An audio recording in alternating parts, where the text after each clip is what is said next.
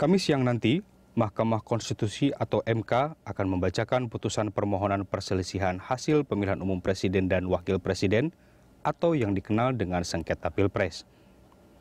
Dalam sidang lanjutan ini, MK mengesahkan dan menerima bukti tulisan dari masing-masing pihak, yakni pemohon, pasangan calon presiden Prabowo Subianto Hatta Rajasa, pihak termohon, Komisi Pemilihan Umum atau KPU, serta pihak terkait, pasangan calon presiden Joko Widodo Yusuf Kala.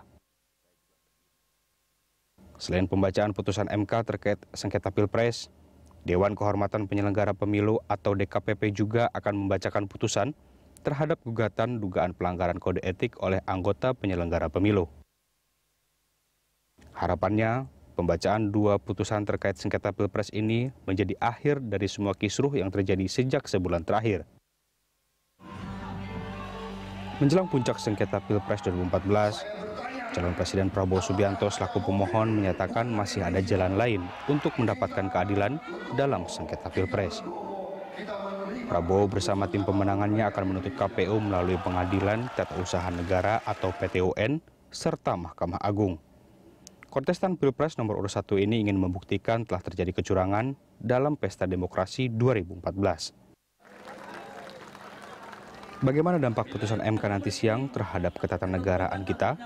Bagaimana juga fenomena sidang DKPP dalam sengketa Pilpres 2014 dikaitkan dengan kualitas pemilu di tanah air?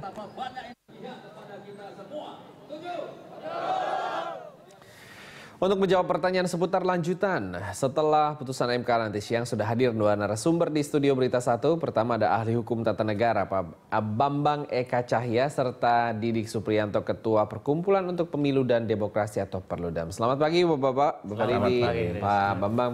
Saya bertanya terlebih dahulu, bagaimana tanggapan Anda berdua terhadap tahap akhir sengketa Pilpres yang akan terjadi siang nanti di Mahkamah Konstitusi? Mungkin dari Pak Bambang. Iya. Mahkamah Konstitusi itu kekuatan putusannya itu adalah final dan binding. Jadi final berarti tidak ada upaya hukum lain, binding itu berarti mengikat semua pihak.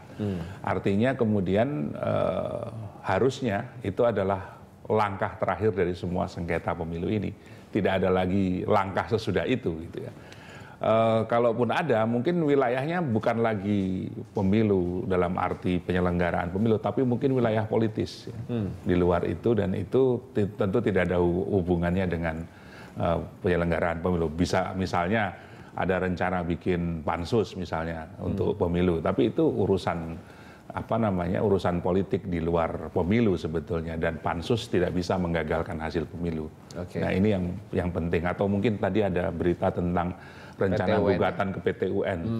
Nah, saya tidak tahu apa yang mau digugat ke PT-UN lagi ya, tapi secara secara hukum mestinya sudah tidak ada lagi ruang untuk mengadili perkara pemilu ini di PT-UN karena Mahkamah Konstitusi adalah pengadilan pertama dan terakhir.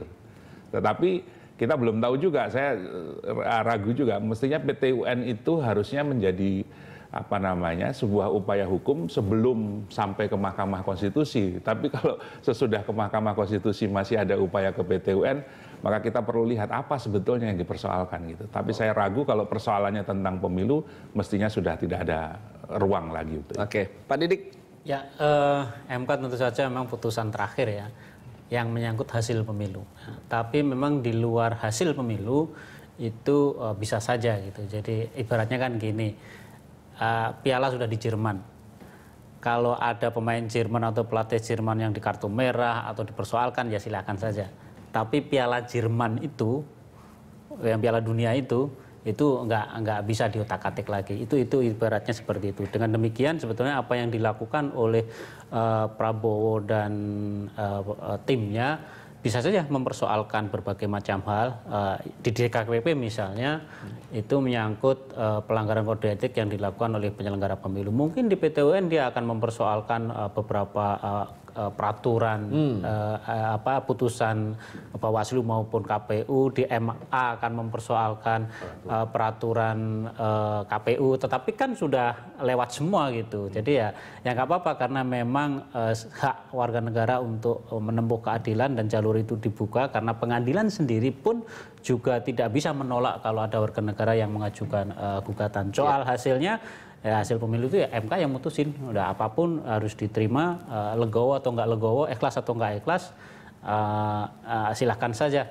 Yang jelas ada peluang 5 tahun lagi untuk bertarung kembali gitu. Lebih baik mempersiapkan seperti itu menurut saya sih. Sekarang ya.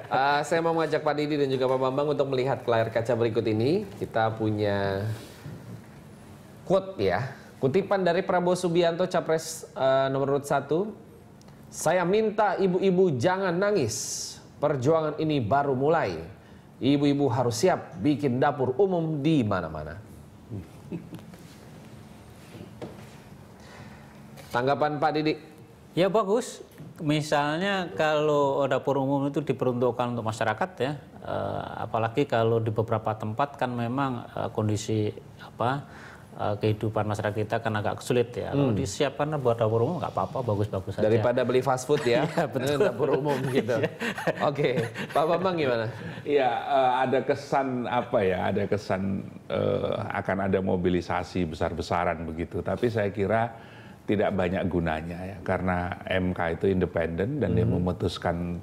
Mungkin akan ada tekanan-tekanan, tapi mereka sudah putuskan, saya yakin, dan sekarang tinggal mungkin formulasi keputusan itu karena MK itu kalau buat keputusan kan begitu dibacakan kita langsung bisa dapat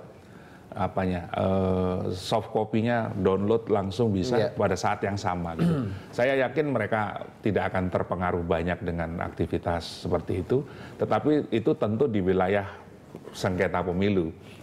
Tapi kalau mobilisasi itu wilayah lain, kepentingan politik atau kepentingan yang lain menyangkut keamanan, tentu itu bukan urusan pemilu begitu. Oke, nah bertanya mengenai PT UN tadi, memang ada ya jalur ke PT UN setelah dari MK itu? Seharusnya tidak ada lagi, karena final tadi ya, final and binding. Dan PT UN itu tidak bisa juga menguji putusan Mahkamah Konstitusi. PT UN itu mungkin bisa menguji putusannya KPU, tapi putusan yang mana? Karena sudah berlalu semua. Karena ada soal waktu juga di situ. Mungkin bisa buat putusan, tapi kalau sudah selesai, apalagi yang mau diharapkan gitu. Nah, Anda melihatnya karena berita ini kan sudah diangkat juga bahwa ada rencana mereka ke PT UN, maksudnya apa Pak kira-kira? Iya ini ya, saya agak sulit menebaknya terus terang dari sisi masih samar ya. Dari sisi logika hukum atau sengketa hasil pemilu, agak sulit menebak apa sebetulnya yang mau digugat ke PT UN gitu ya. Tapi saya setuju dengan Mas Didik tadi bahwa sebagai warga negara orang punya hak untuk mengajukan gugatan itu. Perkara gugatan itu berpengaruh atau tidak terhadap yang lain-lain itu persoalan lain. Diterima atau tidak? Diterima atau tidak itu persoalan lain gitu. Kalau di PT UN kan gugatan diperiksa dulu. Ini diterima, masuk akal nggak? Diterima apa enggak? Kalau misalnya masuk akal baru dilanjutkan seperti itu. Jadi itu bisa saja terjadi begitu. Tapi walaupun saya yakin seharusnya tidak ada lagi upaya hukum untuk itu. Nah, itu kemungkinan dari PT UN. Kalau prediksi Anda berdua ini terhadap langkah lanjut dari Prabowo Hatta kira-kira gimana? Pak Didi dulu. Kalau dari sisi politik kan memang apa yang mereka sebut dengan koalisi solid itu koalisi permanen ya bisa diaktifkan sih di DPR. Cuman ini juga bukan hal yang mudah buat koalisi pendukung Prabowo dalam pencalonan, karena pasca penetapan saya kira petanya akan berubah, dan kita sudah merasakan itu. Beberapa eksponen dari koalisi ini kan sudah mau menyeberang, atau mungkin istilahnya bukan menyeberang, berpikir ulang gitu.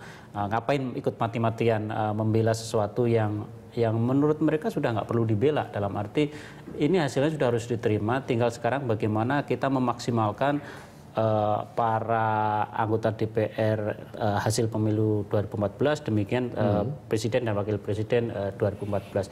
Itu kan kita ada masa kerja selama 5 tahun ke depan, dan yang terpenting adalah kelebihan dari sistem demokrasi ini kan selalu diberi kesempatan buat siapa saja termasuk yang kalah untuk tampil kembali, untuk berkompetisi kembali gitu. Nah, itu saya kira yang lebih rasional buat para politisi ini daripada hanya berkutat mempersoalkan ini saja selama bertahun-tahun gitu. Jadi nggak maju-maju ya? Iya, nggak maju-maju gitu. Pak Bambang?